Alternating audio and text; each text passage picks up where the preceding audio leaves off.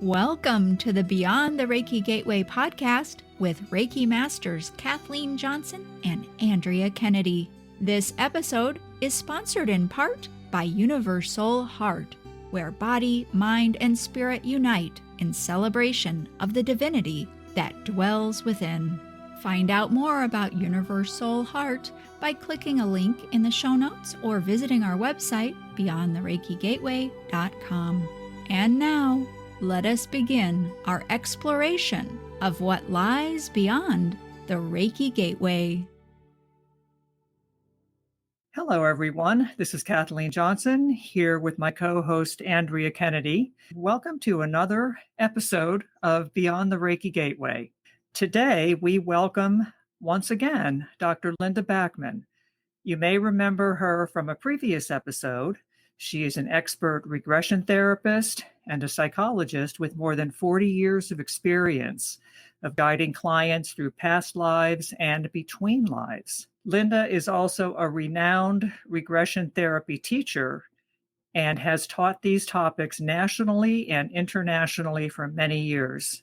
She has also authored 3 groundbreaking books about soul evolution and soul types. We are so excited to have Dr. Backman with us today. And in this episode, she will be talking about councils in the spiritual realm and how these can possibly apply to our current incarnations and what effect they may have upon those incarnations. But I think for those who haven't heard Linda's first episode, it would be helpful, Linda, if you would provide some background on the topics of past lives and soul types. Of course, we will be providing a link to Linda's original episode with us in the show notes, and that was in May of 2021. So without further ado, welcome, Dr. Linda Backman. We're delighted to have you back. Thank you, Kathleen and Andrea. It's always great to be back with both of you. Thanks so much for coming back, Linda. It's always so interesting for me to put a foundation, quote unquote. It's okay, how much detail? Just as a quick reminder for people, because sometimes people may have not listened to that first podcast, and there may be someone listening that is in their head or even out loud is saying, so what is soul? What does that really mean? So let me just get not lengthy, but a little bit basic. What do we mean by our soul? Often people ask me, Linda, what's the difference between soul and spirit?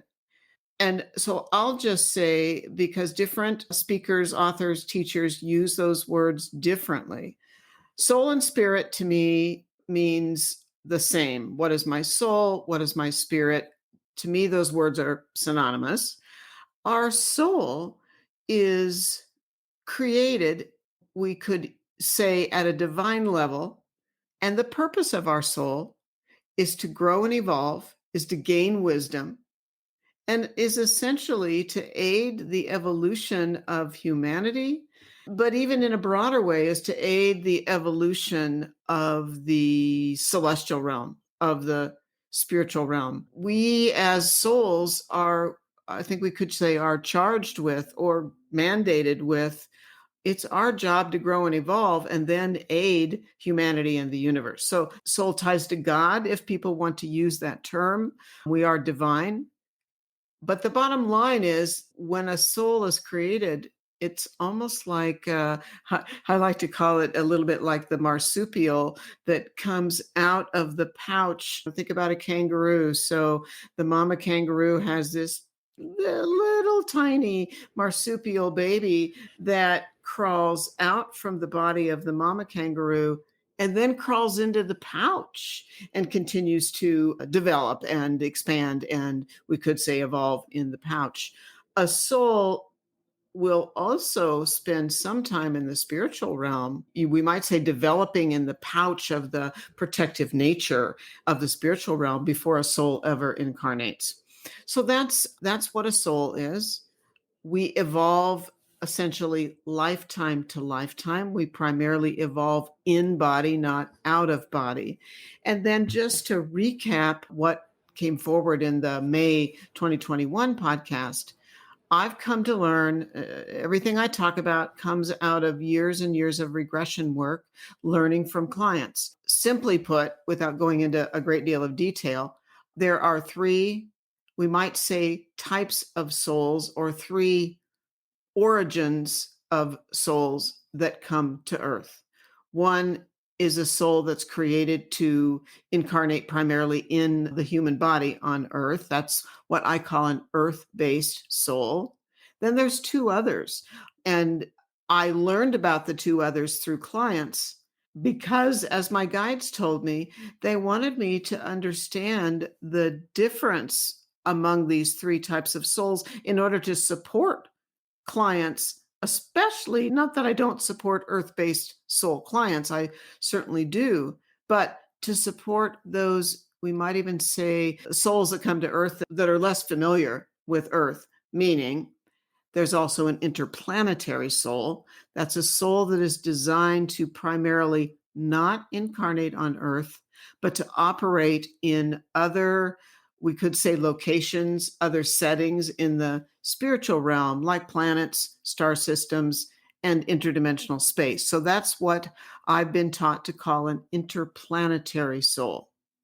And then lastly, there are also souls that are created to function and be a part of the angelic realm.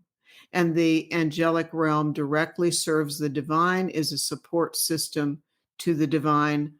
All three of these types of souls, at times and most frequently, earth based souls come to Earth, but interplanetary IP souls come to Earth at times, as do angelic souls. I'm wondering about the different soul types.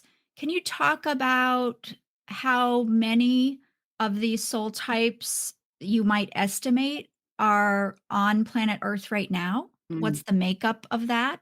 Yeah, that's a great question, Andrea, that I think helps people a lot. So I'm glad you asked that.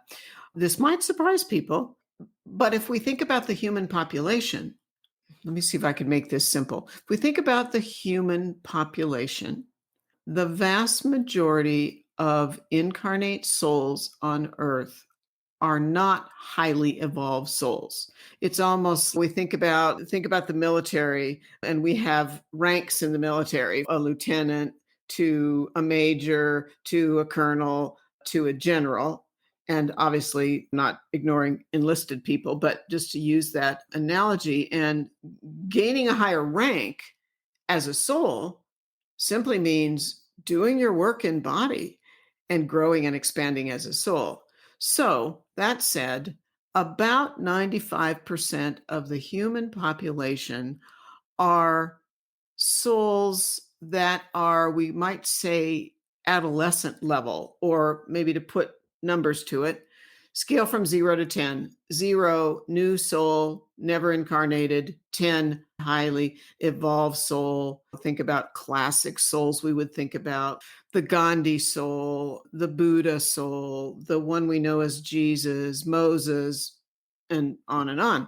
So, bottom line is that only 5% of the human population are, we might say, beyond a 7 or beyond an 8 on a scale of 10.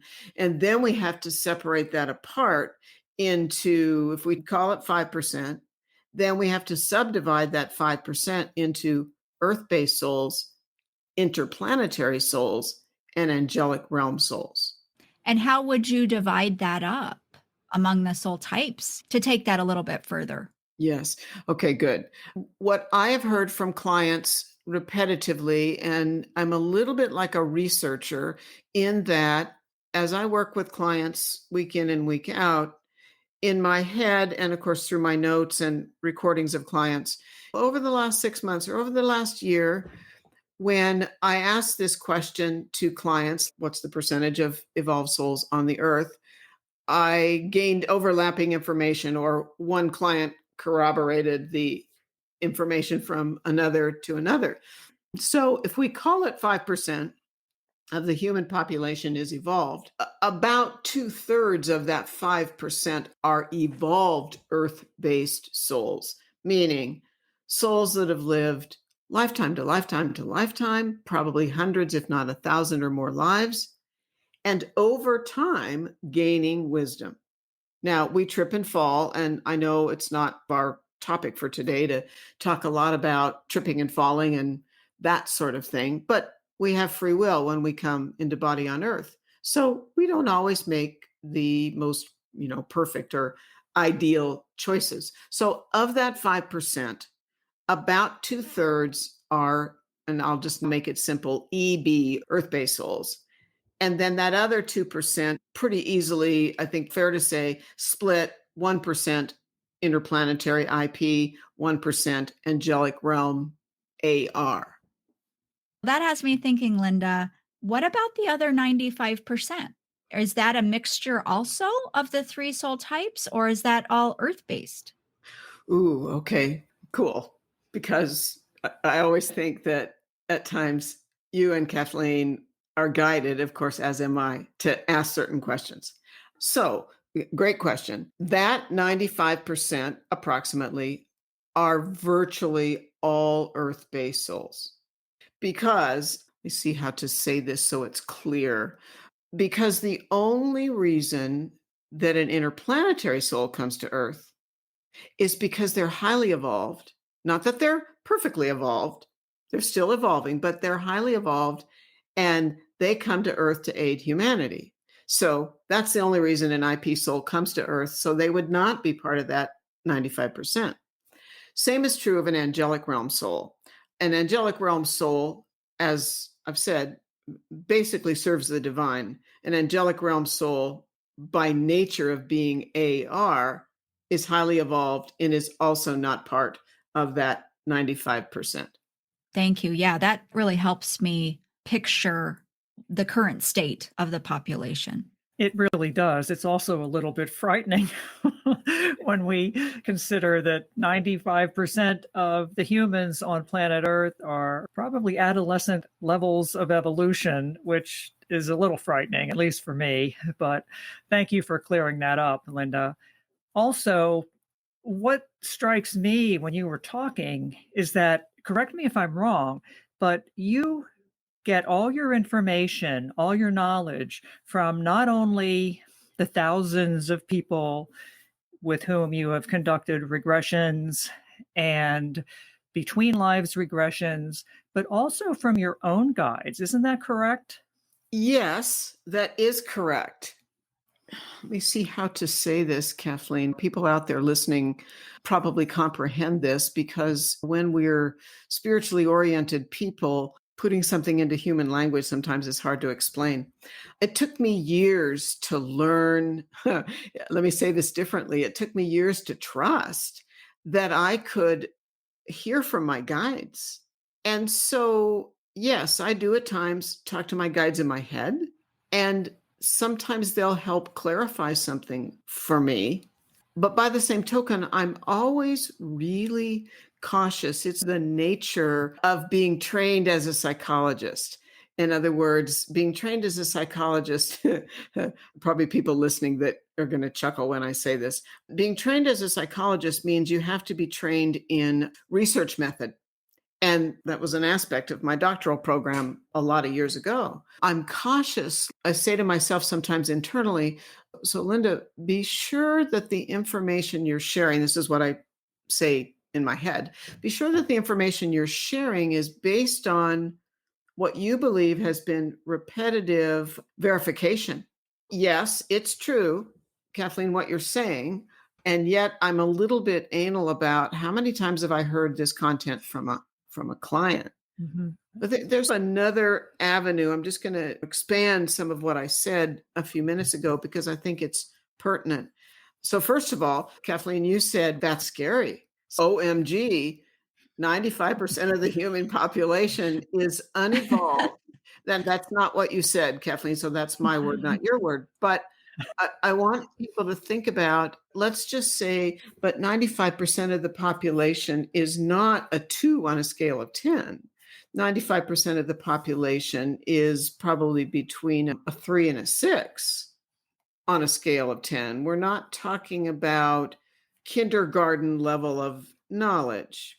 But we, those of us who, feel concerned about life on Earth and humanity and how we treat our planet and how we treat animals and how we treat plants and how we treat each other, et cetera, et cetera, it's, in my opinion, correct that we have a lot of problems on the planet. Lack of acceptance of all people, lack of taking adequate care of the earth. There's a lot of that. But one more quick thing, and then we could go where the two of you want to go with this. Let me add in a piece.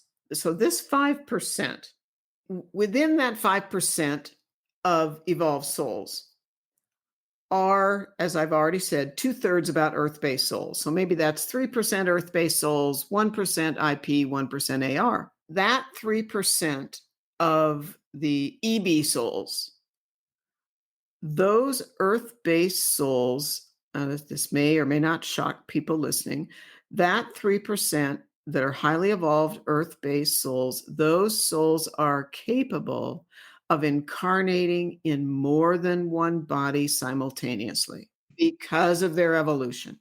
Quite honestly, there's a fair amount of that capability, or maybe said more clearly, there are a number of highly evolved Earth-based souls currently on the Earth who have more than one simultaneous incarnation.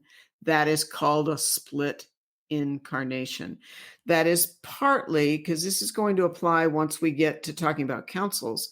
To a large extent, these multiple simultaneous incarnations called split incarnations or just called splits, to a large extent, that's coordinated by these councils in the spiritual realm. But we have, it's always interesting. I'm always mildly hesitant to go out on a limb and give you an example, but I am going to give an example because people can consider this. This is not a split right now that I'm going to use as an example. It's a past life of a current incarnation. And then I can give you an example of a split if you want to. The soul of the one known as Gandhi, the soul of Mahatma Gandhi, basically the father of modern India, the father of, we might say, nonviolence, because that was Gandhi's orientation. Obviously, Gandhi is a highly advanced soul. That soul continues to incarnate on the earth. There are embodiments of that soul. One of the reasons I know this is because when we see, this is crazy complicated to try to explain. Gandhi has incarnations currently, and part of it has been determined, I believe I've determined that, based on physical similarity. There's a well-known political figure in our country, political commentator, that was once part of the Obama administration by the name of Van Jones. And some people will go, oh, yeah, I know who that is. But anybody can go look up Van Jones on the internet. African-American man, very, in my opinion, wise individual. This is an aspect of the soul that was Gandhi. And so this is an example of how highly evolved earth-based souls come back into body. And without going on and on, the reason I brought up Gandhi / Van Jones is because that soul has more than one current incarnation. Van Jones is not the only incarnation of the Gandhi soul that's currently on Earth, doing what they can to guide humanity forward.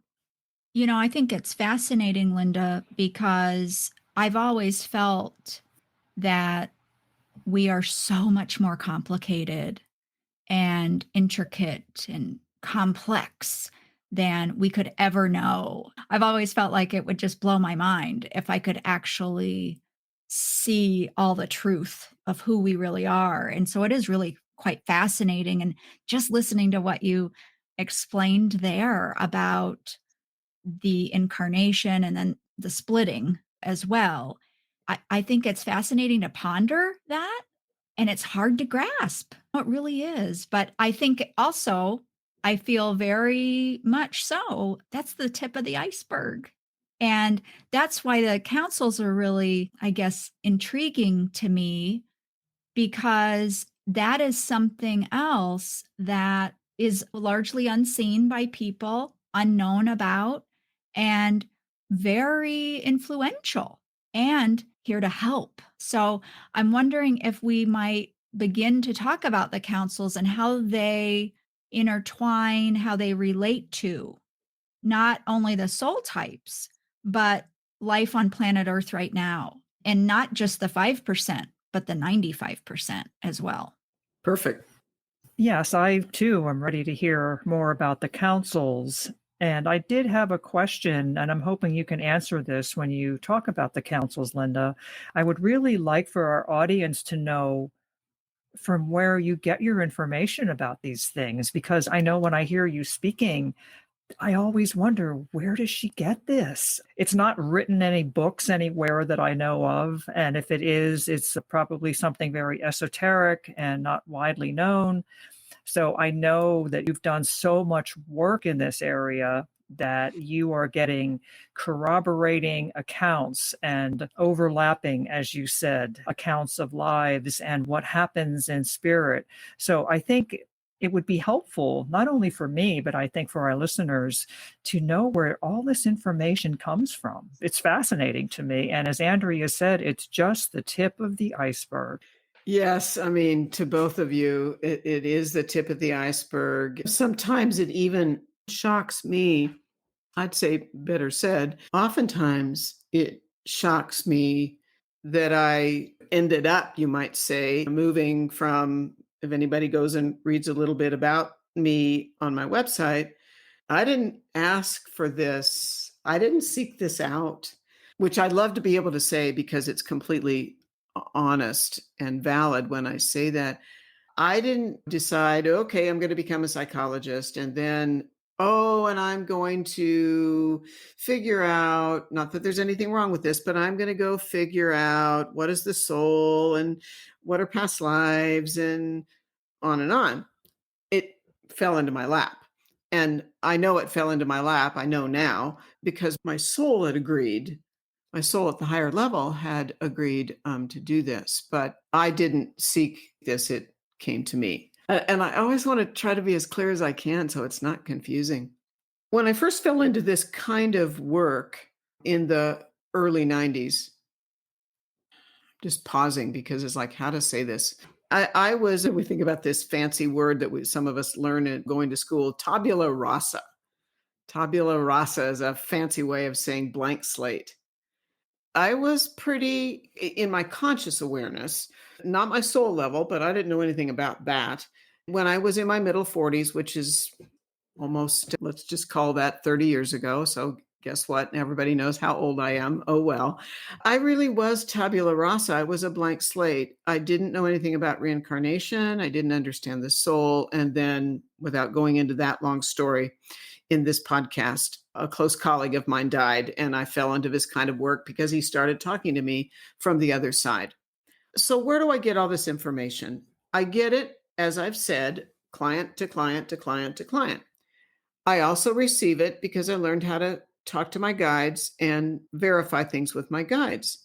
I would be leaving out a piece if I didn't say that over the years, I have had contact with one or two capable channels.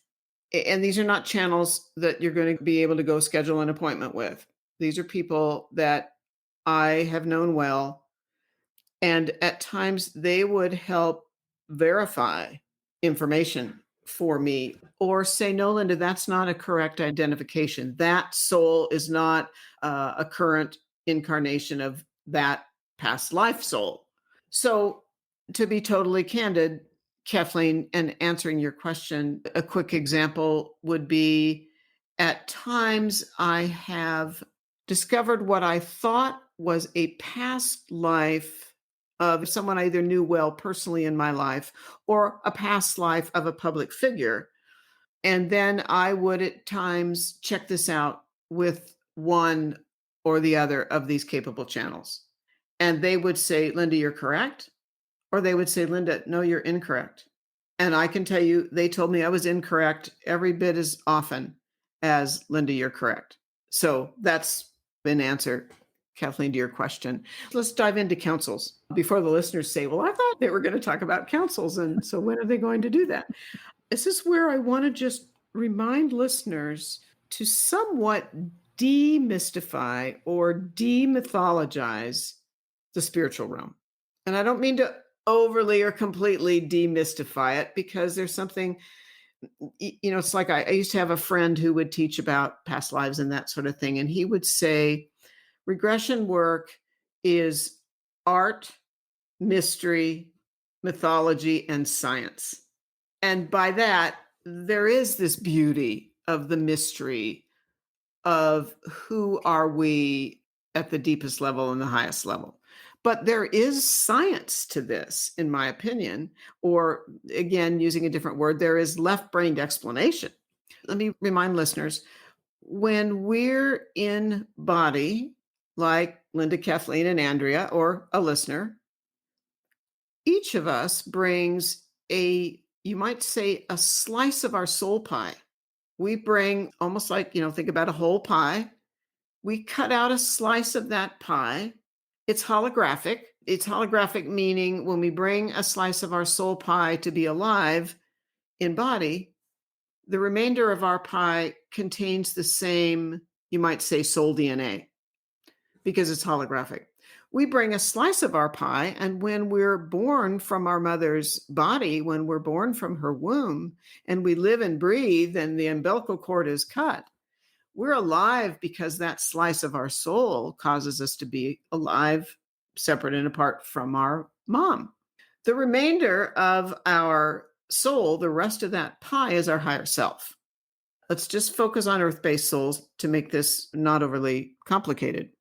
In the spiritual realm, or at the high frequency of spirit, you can call it heaven if you want, tied to earth, there is a council, a congress, a parliament of souls that serve in the role of doing what they can to guide earth.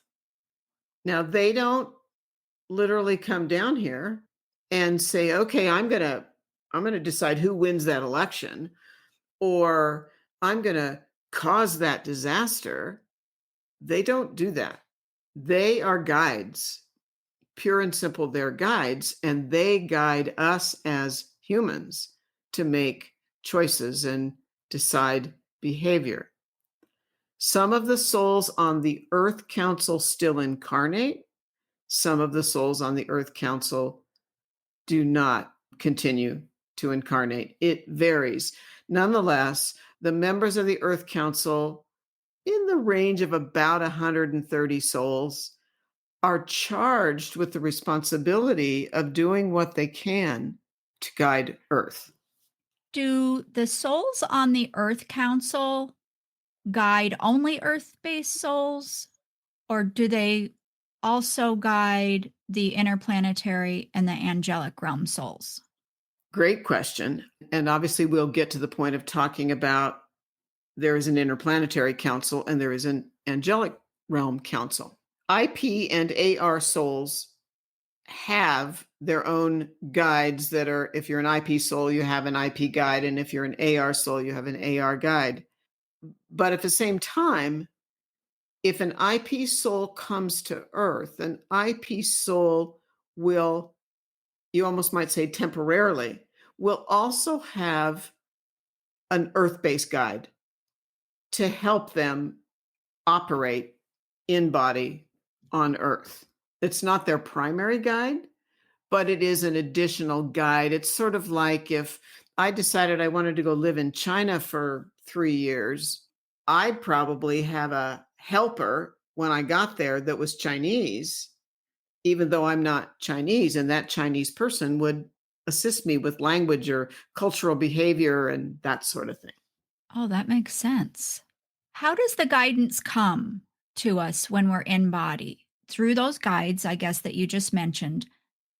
Does it also come from our higher self that is perhaps in contact with the souls on the councils? What are the different ways that we are influenced or guided by those on the councils? Yeah, we're talking about two separate things. So I think what you're asking, Andrea, is not how are each of us guided by our guides, but how might we be guided by the council, in this case, the Earth Council? Yes. Let me say a couple more things and do my best to answer what you're asking. The Earth Council is a body, if you will, of souls who've been asked to take on a very key responsibility. And as a council, and I'm not going to go very far to try to use our US government as an example, we think about the House of Representatives in the US government or that type of body. UK has a parliament. There's a similarity and a dissimilarity between, if I talk about the US House of Representatives and the Earth Council. The similarity is there are differences of opinions. Use a current example. Okay, the council is operating, the Earth Council is in session, we might say, and there is a coordinator of the Earth Council. And that coordinator is coordinating a discussion of, so, okay, we have this new Omicron variant. And so the pandemic on Earth continues. What are we going to try to do to help humans? How are we going to guide them? There are differences of opinions among the members of the Earth Council. One key difference is that there is always respect, and it is never one soul, demeaning, denigrating another soul. They may not agree with how to step forward to aid humanity, but there is never, it basically just doesn't happen because at that level, souls are so evolved. They've learned judgmentalism, you might say, criticism doesn't happen there. But differences of opinion absolutely do happen. So I guess my next question then is, if there's a difference of opinion, do they reach a consensus? Then they all guide from that place of consensus, all guiding as a unified message, so to speak? Or do they get to keep their individual ideas of how to help humanity and then guide people on Earth in differing ways? Yeah, again, great question. And we're really into kind of great specificity and kind of high level questions. My best understanding about the answer to your question, Andrea, is it varies topic by topic. And it also varies with the nature of the issue. And then I'll also add, because I think this is a really important piece, some of us, as this is a little bit complicated and confusing, but let's just focus for a minute on, of course, the Earth Council, which is what we're talking about, but on Earth-based souls. Some of us, as Earth-based souls here in body, some of us are guided directly by a member of the council. Or, and this is not a claim to fame or a better than thing, or a member of the council informs our guide that is not a member of the council, and that's our guide, and that guide guides us. Because in the higher realm, there are many advanced souls that have many different responsibilities, and they don't all serve on the Earth Council. So it doesn't mean that every Earth-based soul on Earth is guided by a council member, because it may be you might say, a stepping down, that it works that way. Now, some people now might be wondering, so who are these members of the Earth Council? Linda, you said there are approximately 130. Well, that's pretty small. Some of the members of the Earth Council, for those people listening that feel like they have knowledge of what we might call ascended masters. And, ascended masters, there are lots of very commonly spoken about names that we would here, like Master Saint Germain. People talk about what they call the Great White Brotherhood, which is a group of highly advanced earth-based souls. The souls of many of the advanced souls that have been on Earth in recorded history, which we referred to in the very beginning of our conversation, souls like the soul of Moses, the soul of Buddha, et cetera, et cetera. And actually, I'll just add this in, but it's just a quick example. Think about some of these key figures on our planet who we've recently had a number of key figures pass. And actually, just today, and obviously today when we're recording this, a very key figure, in my opinion, a key figure on our planet, we've just learned on the news, has passed. And that's the soul of the actor Sidney Poitier. Sidney Poitier apparently passed in the last 24 hours at the age of 94. Souls like Sidney Poitier, probably including him, are highly advanced souls because think about how, just to use Poitier as an example, he is known to be the first Black actor to win an Academy Award, to win an Oscar. He's opened up the field of acting in movies as a Black man. That would almost for sure indicate the soul of Sidney Poitier is a highly evolved soul. I don't know why that came to my mind, but I felt like that might be pertinent to add. But the point is, there are numerous advanced Earth-based souls that serve on the council, the Earth Council, or have responsibilities in the higher realm that might have input to the Earth Council, just like it's always just easy to use a governmental structure. And certainly I know there's lots of challenges in many governmental structures, including the US government. But we have advisors to senators and House of Representative members. We have advisors to cabinet members. We have advisors to the president, et cetera, et cetera, et cetera. So there's other advanced Earth-based souls besides the council members. Linda, do you have a sense of how the council members are chosen? And if so, by whom? And once these council members are installed on the council, do they remain there? Is it a fixed group, or do they change depending on certain factors? Yes, I can answer both questions. Let me see how to say this. The members of the Earth Council are determined. It's so funny. I'm pausing just because I'm tapping back into what I've learned and what I've heard. If we say the Earth Council is approximately 130 souls, the Earth Council has, you might call it an executive council, a much smaller body of somewhere in the neighborhood of 8 to 10 souls that serve as an executive aspect of the Earth Council. And as I said a couple minutes or so ago, the Earth Council has a coordinator, has a facilitator. That coordinator, that facilitator, facilitates the executive council as well as the entire council. So when new members are added, if the Earth Council is going to expand in terms of numbers, that is determined by the facilitator of the Earth Council in conversation with the executive council. But what you asked is another great question because it's important. It's just like being part of a governmental, parliament or Congress. Earth Council members do not serve forever.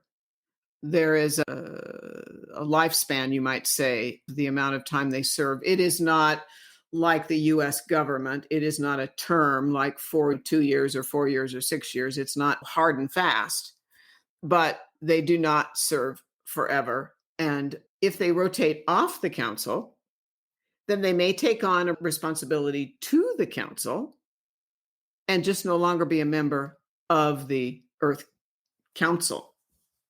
Yeah, and we're talking about, people might, I'll just add this in, the soul that in everyday languaging we call Jesus. And I don't know, I might have talked about this in the May podcast, but the soul of Jesus is an ascended master. And we're not referring now per se to religion, even though this is the soul that, was crucified approximately 2,000 years ago. But that soul, separate and apart from any religious beliefs, is a highly evolved earth-based soul that came to earth to do what he could, along with those that supported him, to progress humanity. So that soul, whose name was not Jesus when that soul was embodied as that one we call Jesus, that person had a different name, and that soul had past lives. There are other people that have written about and channeled about the past lives as the one we know as Jesus. But so the reason I'm bringing that up is that the soul of Jesus has served on the Earth Council and has rotated off the Earth Council to take on other responsibilities. So just to add that in. You may remember, Linda, one of our more recent episodes had to do with the past lives of Jesus. I think I remember you commenting about that on a social media post. That's correct. I'm remembering that now that you bring that up, Kathleen. And I think that, in my humble opinion, what that does when we talk about the past lives of the one we call Jesus, that person's actual name was Yeshua. But when we talk about those past lives, then we bring that soul down to being a soul that evolved lifetime to lifetime to lifetime, like all the rest of us. And I think that demystifies this, brings us into a place of, because I say this to clients a lot, please don't view yourself as unimportant and think, oh, just because a guide showed up today, and maybe that guide had a nameable name, a familiar name, and maybe not, but it brings it all down to the actuality of Earth and the universe progress through the actions and behaviors of the evolution, soul by soul by soul by soul. Absolutely. It's really fascinating. And I think it helps us. I think it helps myself anyway, with the question of worth. I like how you made that point as well, bring it down to a level that we all have in common and that there is no ranking in that way. We're all progressing, we're all learning and evolving. So I appreciate you bringing that up. Yeah, I might just add in very quickly. Here's just a simplistic example. And I have clients that come and I encourage them to, how do I want to say this? Simplify and bring down to earth, bring it down to basic, everyday kinds of things. We're not important just because, oh, look what Oprah's done and the humanitarian things Oprah's done. It's no, what about just average, everyday people? So I'll just give a really quick example, which I just love, but it's an everyday example. And I'm saying this because I want people to think about everyday-ishness, if you will. We have some immediate neighbors that we know quite well.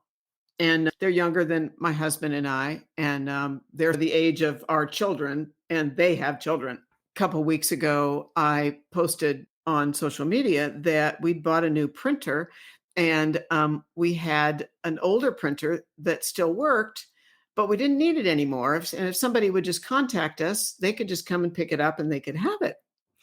And so the immediate neighbors who know us well quickly texted my husband and said, oh my gosh, that's so wonderful that you have this printer. And they said, our printer just died and our high school aged son has this major report that he's got to get done before Monday. This was like Friday or Saturday or whatever it was. And we'd just love to take your printer. And we just said, fabulous, come right over. It's in the garage, take the printer. So they took the printer, and fortunately, it was still working, and they're pretty techie. And so they hooked it up, and their son was able to finish his project and get it ready to go to school. I think this was a Saturday and it needed to be turned in on Monday. So that worked really well. Yesterday morning, we had a sizable snow where I live, and we have a snowblower, but it's an older one. It's very, very heavy. I can't run it. It's way too heavy for me. And my husband has recently had some hand surgery, and he's not allowed to run it at all right now. The reverse happened. We contacted our neighbors, both their college and high school age boys were home, and said, we're happy to pay with one or both of your boys, but could they come help us clear our snow? And so 2-3 hours later, one of the boys came and cleared our snow. That is just as important as what some famous person or some prominent person in the public arena does with their life to aid others. And so I always want to say that out loud, because I think we get too hung up on, oh, I haven't accomplished enough. It's like those kinds of everyday things that we do for one another are crucial for the well-being of humanity. That's a great point, Linda. And the other thing is, famous people go to social media and what do? They post the video of them doing the deed. I mean, that's how we know about it. Look at all the people just doing everyday acts of kindness like you described. And they're not plastering it all over social media. Look at what I did. They're doing it from their heart and through compassion. And, if you look at it that way, I don't know. I think it takes on even more of a special quality in light of that. I so agree. No act of kindness is ever wasted, no matter how small. Sometimes I think it's better if it is done anonymously, because you don't need to shout it from the rooftops when we do something kind. Just do it because it's the right thing to do, and because it's what we all need more of, and it is what is going to move us along and help us evolve. That's the only reason we need. Yes, so true. And what I'm aware that we're doing, Kathleen and Andrea, I'm giving a lot of left-brained information, a lot of kind of structure, cognitive information. And by the same token, humanity evolves in very small ways and big ways. Big ways are important too. And people with major platforms, we need those people. We need the people in roles and positions, but that everyday action is equally important. And I just often want people to get a bit out of their heads, like, well, I haven't written books or I haven't stood on a stage. That's not essential. And honestly, I always feel that just as no act of kindness is ever wasted, no act of being unkind ever goes unnoticed. It works in reverse as well. Totally true. I mean, just a quick comment then, and then maybe we need to expand into what's the Interplanetary Council and what's the Angelic Realm Council. But I just want to add one more piece in, and that's the beauty, I think, of podcasts like the two of you do, because it's conversation and it just morphs and goes where it needs to go. I'll just add in one more quick piece. It's no secret where I live. I live in Boulder County, Colorado. I don't live in the city of Boulder. I live in the county. And it's, I'm sure, no secret to anyone who's watched the news over the last week. We had exactly a week ago the most financially destructive fire in Colorado history. And I'm very fortunate. The evacuation boundary was 2 miles from my house, and we could see the literal smoke and red flames and all of that. But fortunately, we're safe and sound in terms of our home. But we had over 1,000 homes lost and 200 or 300 damaged. And this morning, they're quoting $500 million plus of loss, and people completely losing their homes and every belonging they ever had. So it's just extremely dramatic. And it's the classic thing where if it doesn't happen in your backyard, you don't quite get it until it happens in your backyard. And it did not literally happen in my backyard, but 2 miles from my backyard about a week ago. The outpouring that I see in our community here is just amazing. The donations, the people, just different restaurants providing food, restaurants taking in donations and just saying, come and get the food you need, come and get the clothes that you need. Oh my goodness. And the bottom line is our human culture needs more of that. And I don't know, I just had to comment because I've been really struck by the stepping up of anybody and everybody right here where I live. Thank you for sharing that, Linda. I've been thinking lately, one disaster to the next, to the next, to the next. It's quite noticeable, at least to me. And I wonder if you have some thoughts about this and some guidance that you could share. And that is, we seem to be having more frequent and more substantial opportunities as humans to step up and also to not judge. Because in the example that you gave with the fire and the giving and the stepping up and the kindness that so many people are sharing, just recently too, there were the people on the highway that were trapped due to the snow for almost 30 hours, I think. And the catastrophic tornadoes that, again, so it's unprecedented. How many times have we heard this unprecedented with the fires in Colorado, with the tornadoes, with the virus, with all of this stuff? And what strikes me is it's as though we're being given opportunities at such a high level, or an overwhelming, in your face kind of way, that, and the piece about judgment that I wanted to mention was, in the face of disaster, people aren't going up to people saying, what's your political affiliation? Let me know before I decide if I'm going to give you these clothes or this bottle of water or this hot meal. People are having a greater opportunity to simply be in recognition that we're more alike than we are different. And I think that's no accident. Unfortunately, it's taking all of these very traumatic occurrences. I sort of feel like if we just act like that more, maybe these things would die down. But I don't know. I'd be curious to both of your thoughts about that. Andrea, I absolutely agree. And it has also grabbed my attention about all the various tragedies and disasters and, oh my goodness, opportunities as you describe them. And that really is a great word to describe these things. It's funny because when you were talking about this, I could feel my guides just coming in and saying things to me. And what they told me was that, yeah, we're all up here. We're stepping up our game, all of us, because we know how critical it is for planet Earth. And you all need to step up your game. We're giving you multiple chances, multiple opportunities. Don't waste them. And that just came in as you were talking. So I definitely wanted to share that. It's a little surprising, but there's no question about where it came from.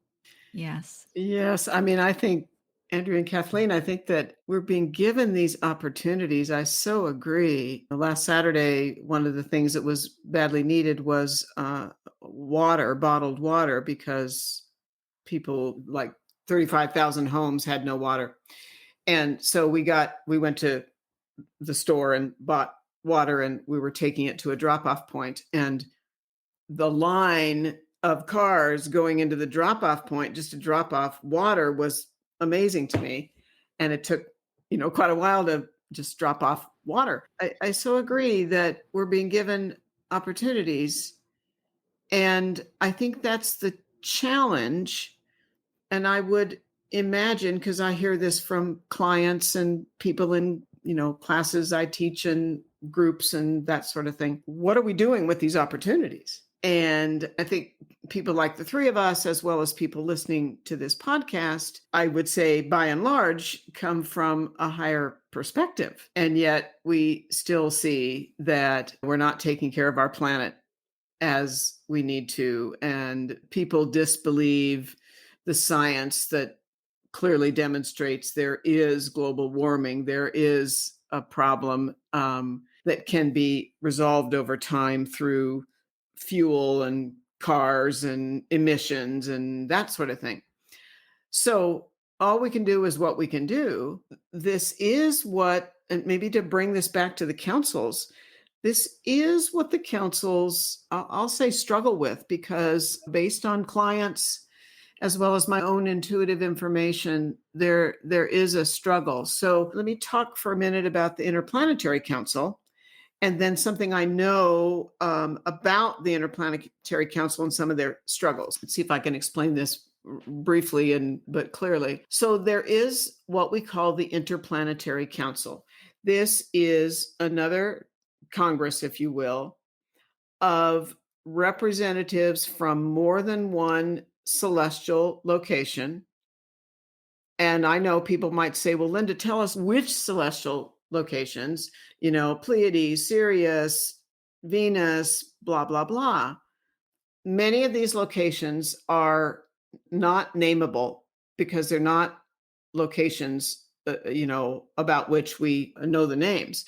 So please, everybody, don't struggle with that. But there is a Congress of representatives from various celestial locations, including Earth, Earth-based souls that are members of the Interplanetary Council. And then the remainder of the Interplanetary Council are IPs. But this interplanetary, call it the IP Council, was created to assist Earth, to assist humanity to evolve, because the locations from which there are representatives, to make it simple, let's just use Pleiades. Let's just say there are representatives, 1-2 souls on the IP Council from the Pleiades. There are representatives from the Pleiades because the Pleiades sends souls to Earth. So it's the intention of the IP Council, or it's the purpose of the IP Council, to do what they can to come to agreement about how to help the Earth. But these are various celestial locations that are working in coordination with the Earth. And I have worked with clients whose higher selves, I believe it is valid, are members of the IP Council.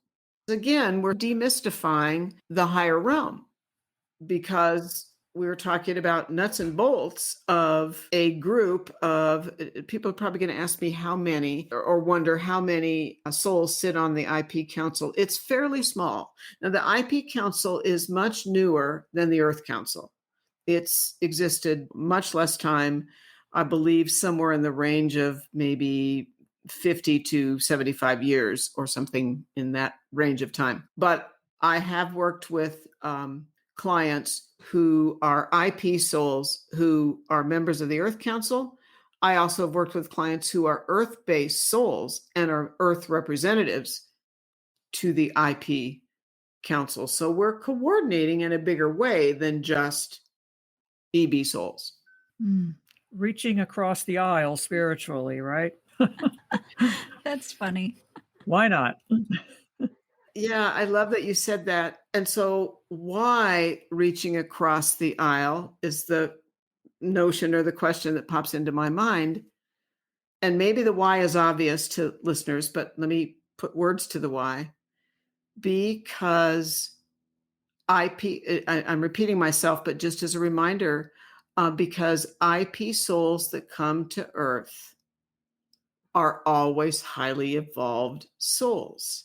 We need the wisdom on Earth of IP souls, clearly. And as people either listen to or will go back and perhaps listen to the podcast from May, IP souls don't always find it easy to be in body on Earth, because this isn't home for IP souls. And I happen to be an earth-based soul, and people who've listened to me know that. But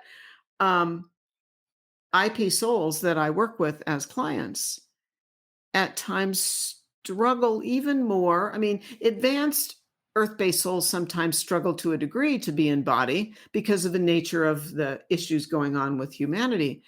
But often IP souls have even greater challenges because this is just not familiar territory, we might say. So maybe I'll just wax into, so we don't leave out the angelic realm. Let me just explain the angelic council. And then Kathleen and Andrea ask me questions. But okay, so here's what I know about the angelic council. It is the newest of the three councils. And for people wanting to know more about angelic souls, please, if you will, go back and listen to the May podcast. But the angelic council is very, very small, somewhere in the range of 4 to 6 angelic souls. It's my understanding, let me back up a step. My knowledge base, so as a regression therapist, over the course of not quite 30 years, first I learned a lot about earth-based souls. Then my guides decided they wanted me to learn more about interplanetary souls. So they started infusing IP souls into my practice. And then the same thing happened just slightly later, maybe 10 or so years ago. My guides started infusing angelic souls into my practice so that I could learn more and help support angelic or AR, angelic realm souls. The angelic council is very small, as I said, about 4 to 6 souls. Most of the members, and I can't be overly specific because I don't yet have a lot of information about this 4 to 6 souls, probably if we say it's 6 souls, just as an example, 4 or 5 of those souls are archangels, and 1 or 2 of those, let's just say 6, are angelic souls that just don't happen to be archangels. And the angelic realm soul, I've learned from more than one client, is coordinated, is facilitated by an earth-based soul. So you might go, oh, why is that?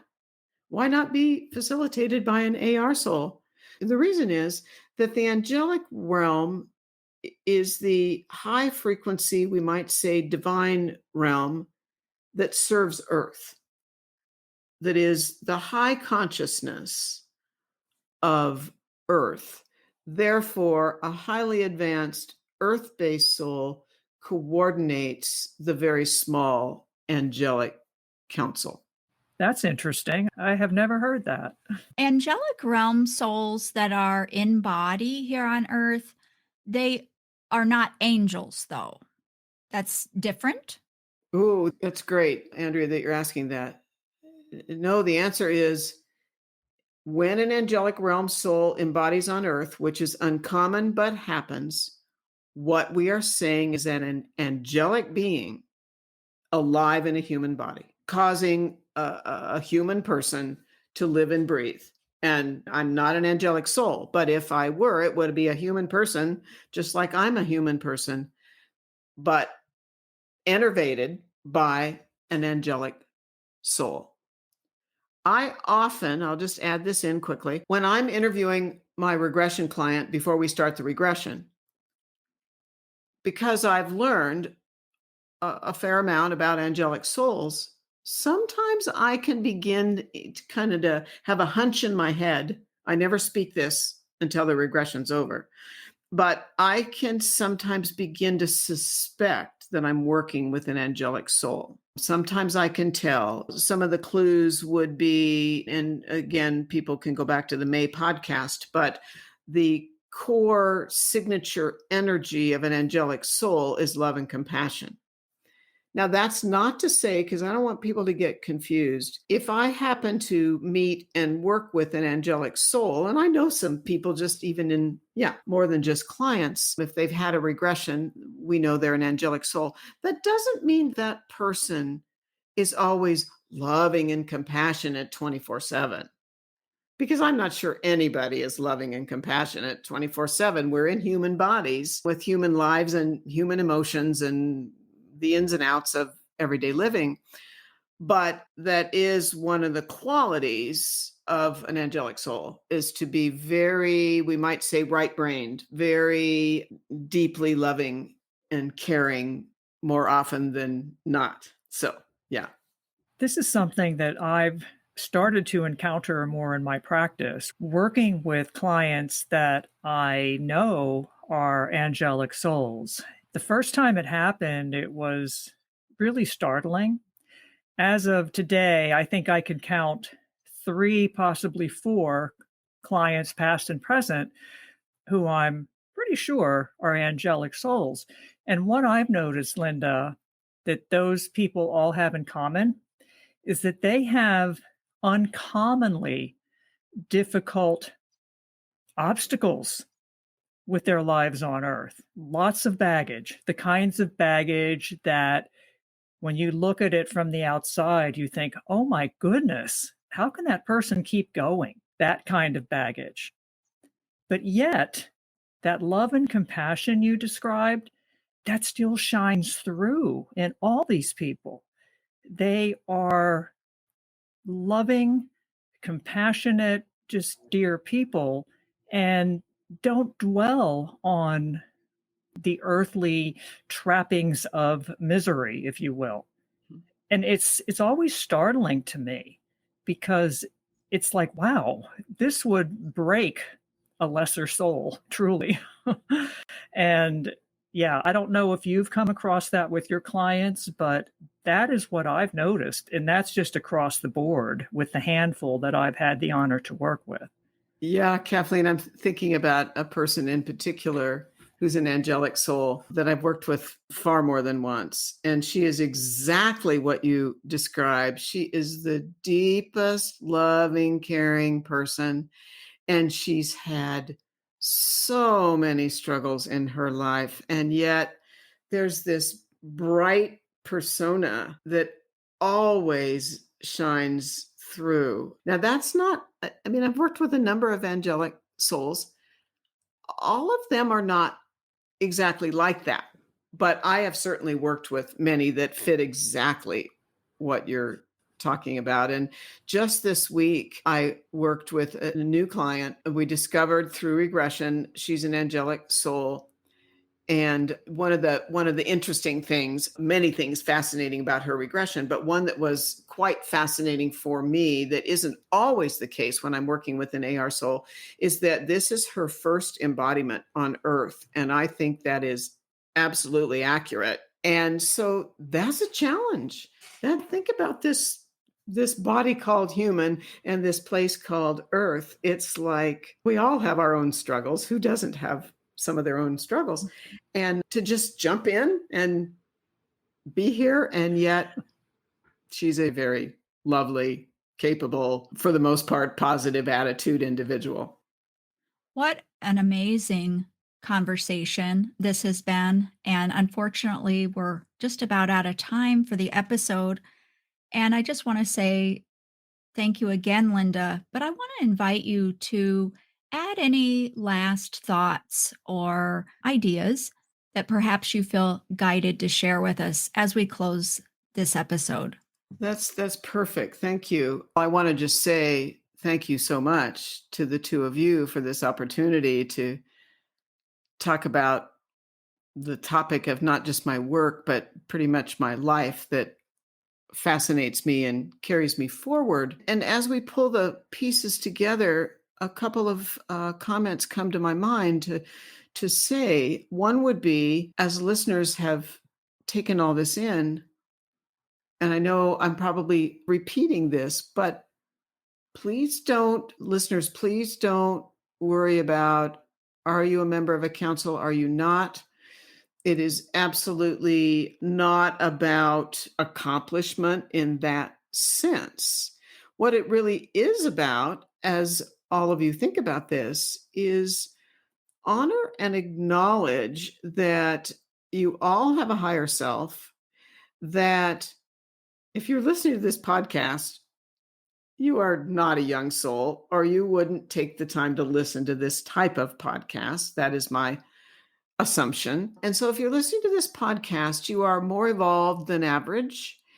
And so your higher self has roles and responsibilities in the higher realm, whether it's earth-based, interplanetary, or angelic realm, except that those roles are important. And of course, it's not about ego, or it's not about what my husband has said for years and years is he'll say, I'm not to take myself seriously. I'm to take what I do seriously. So please think about that. And then I would just close by saying we've stepped into a new year, 2022. All opportunities are on the table. We can contribute to humanity in small ways and perhaps more overt ways. Just please look at your life. Be sure you're taking care of your own self and your own health and those around you, and honor and acknowledge that you're here with purpose. So thank you so much for the opportunity to talk about what I've learned and what I love to talk about.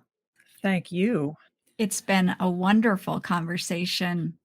On behalf of both of us, Linda, it's always so amazing to talk with you, to learn more, and to be challenged, really, in such a wonderful way, thinking outside the box. And if people want to reach out to you, find out about what you offer, your different classes, the different opportunities, or simply just ask you a question, they can go to your website, ravenheartcenter.com, and find everything they need there. And we'll link that in the show notes as well.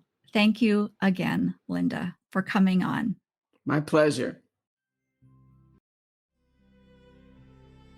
We thank you again for joining us. And of course, we invite you to join us next time as we journey beyond the Reiki Gateway with Kathleen Johnson and Andrea Kennedy.